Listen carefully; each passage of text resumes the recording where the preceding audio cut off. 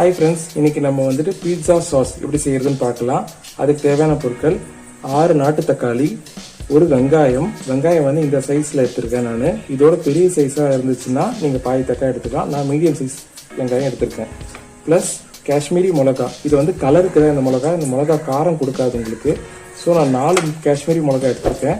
Plus காரத்துக்கு வந்து சாதா மிளகா ஒரு 3 எடுத்திருக்கேன். உங்களுக்கு காரம் எக்ஸ்ட்ரா தேவைன்னா இது எக்ஸ்ட்ரா ஆட் பண்ணிக்கோங்க, இல்லைனா கொஞ்சம் கம்மியாக கூட ஆட் பண்ணிக்கலாம். இதை வந்து நம்ம பிளான்ச் பண்ணி எடுக்கணும். அதனால தக்காளியை வந்துட்டு இந்த மாதிரி ப்ளஸ் சிம்பிளை கட் பண்ணிட்டு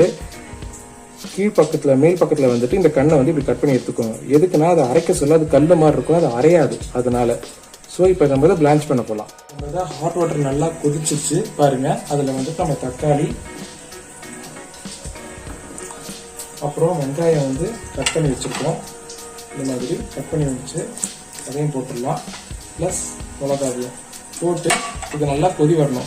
கொதி வந்த உடனே உங்களுக்கு அந்த தக்காளியோட மேலே பின்னாடி கட் பண்ணிருக்கோங்க ப்ளஸ் மாதிரி, அது வந்து லைட்டாக தோல் உறிஞ்சு வரும். அந்த ஸ்டேஜில் இதை ஆஃப் பண்ணால் கரெக்டாக இருக்கும். நான் உங்களுக்கு காட்டுறாது ஆஃப் பண்ணும்போது. இப்போ இதை நல்லா கொதிச்ச உடனே மூடி வச்சிருங்க. மூடி வச்சு கொஞ்சம் நேரம் ஆகட்டும், அப்புறமா திறந்து பார்க்கலாம். பாருங்க, இப்போ தக்காளி நல்லா வெந்திருக்கு. உங்களுக்கு பார்த்தா தெரியும், அந்த தோல் தனியாக உறிஞ்சு வந்திருக்கு பாருங்க. இந்த மாதிரி தோல் தனியாக உறிஞ்சு வந்திருக்கு.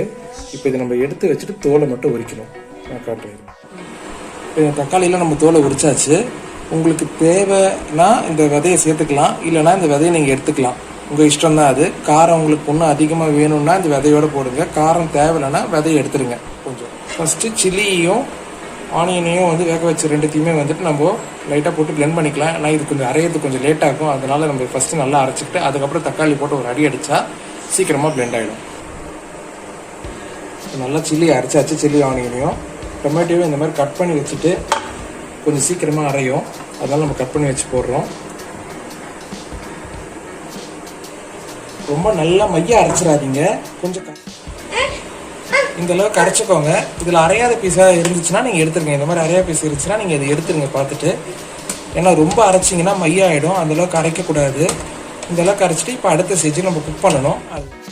ஒரு சாஸ் பேனை நல்லா சூடு பண்ணிக்கிட்டு எண்ணெய் ஊற்றிக்கோங்க. நல்லெண்ணெய் 2 ஸ்பூன் ஊற்றிக்கோங்க. ஊற்றினதுக்கப்புறம் எண்ணெய் நல்லா சூடான உடனே கார்லிக் ஒரு 5 பல் பூண்டை வந்துட்டு நல்லா சாப் பண்ணி நல்லா பச்சை வாசனை போகிற அளவுக்கு நல்லா வதக்கிக்கோங்க. அந்த ஸ்மெல் போகிற அளவுக்கு வதக்கினா தான் உங்களுக்கு வந்து அந்த சாஸ் கொஞ்சம் நல்லாயிருக்கும்.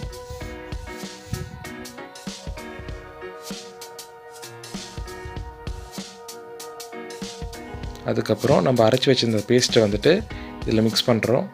மிக்ஸ் பண்ணி கொஞ்சம் நல்லா கலரி விட்டுக்கோங்க. அது நல்லா குப்பளிக்கும். அது கையில் படாமல் பார்த்துக்கோங்க. ஒரு பேன் லிட் இருந்தால் மூடி இருந்தால் அப்பப்போ மூடி கலரி விட்டுக்கோங்க. கொஞ்சம் லைட்டாக குக் பண்ணணும். அது தேவையான அளவு உப்பு ஆட் பண்ணிக்கோங்க. ஆட் பண்ணி லைட்டாக கலரி விட்டுக்கோங்க. அதுக்கப்புறம் நம்ம வந்துட்டு டொமேட்டோ சாஸ் ஆட் பண்ண போகிறோம். நான் 4 tablespoon tomato sauce add பண்ணுறேன்.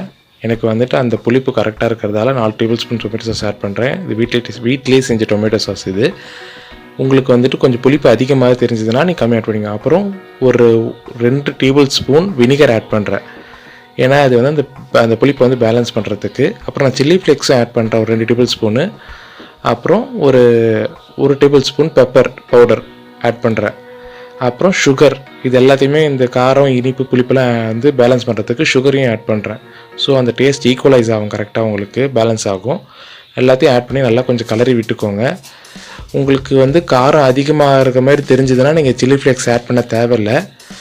இந்த கன்சிஸ்டன்சி வரணும் கரெக்டாக உங்களுக்கு. இந்த திக்னஸ் வரணும், நல்லா பார்த்துக்கோங்க.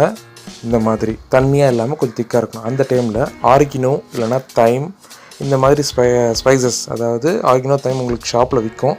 இது போட்டு ஆகணும் கிடையாது, பட் ஆனால் போட்டால் நல்லாயிருக்கும். இது போட்டிங்கன்னா கொஞ்சம் நல்ல ஸ்மெல் நல்லாயிருக்கும். இந்த சாஸோட ஸ்மெல் உங்களுக்கு கிடைக்கும். இது நீங்கள் ட்ரை பண்ணுங்கள். கண்டிப்பாக வந்துட்டு இது ஷாப்பில் விற்கும். எல்லா நல்ல பெரிய சூப்பர் மார்க்கெட் எல்லாத்துலேயுமே இது விற்கும். இதை ட்ரை பண்ணிங்கன்னா வந்துட்டு நல்லாயிருக்கும். பட் ஆனால் இதை 100% போட்டாகணும்னு கிடையாது. ஸோ இந்த ஸ்டேஜுக்கு நம்ம குக் பண்ணி இப்போ எடுத்துருக்குறோம். இந்த ஸ்டேஜுக்கு நல்லா இந்த திக்னஸ் குக் பண்ணி எடுத்து நல்லா ஆற வச்சுக்கோங்க. நல்லா ஆற வச்சிட்டிங்கன்னா அதுக்கப்புறம் நம்ம வந்து பாட்டிலில் வந்து ட்ரான்ஸ்ஃபர் பண்ணிக்கலாம். இந்த சாஸை வச்சு நான் பீட்சா எப்படி செய்கிறதுன்ற மேலே லிங்க்கில் கொடுக்குறேன், பார்த்துக்கோங்க. சாஸ் நல்லா ஆறிடுச்சு. நம்ம பாட்டிலில் ட்ரான்ஸ்ஃபர் பண்ணிக்கலாம். பாட்டிலை நல்லா ஸ்டெர்லைஸ் பண்ணிக்கோங்க. பாட்டிலை ட்ரான்ஸ்ஃபர் பண்ணக்கப்புறம் நம்ம வந்துட்டு ஃப்ரீசரில் ஒரு 3 months வச்சுக்கலாம். இதை சில்லரில் ஒரு 1 month வச்சுக்கலாம். எல்லோரும் இது செஞ்சு பார்த்துட்டு எப்படி இருக்குன்றதை கமெண்ட்டில் சொல்லுங்கள். இந்த வீடியோக்கு லைக் பண்ணுங்கள், மற்றவங்களுக்கும் ஷேர் பண்ணுங்கள், இந்த சேனலை சப்ஸ்கிரைப் பண்ணுங்கள். Thank you very much.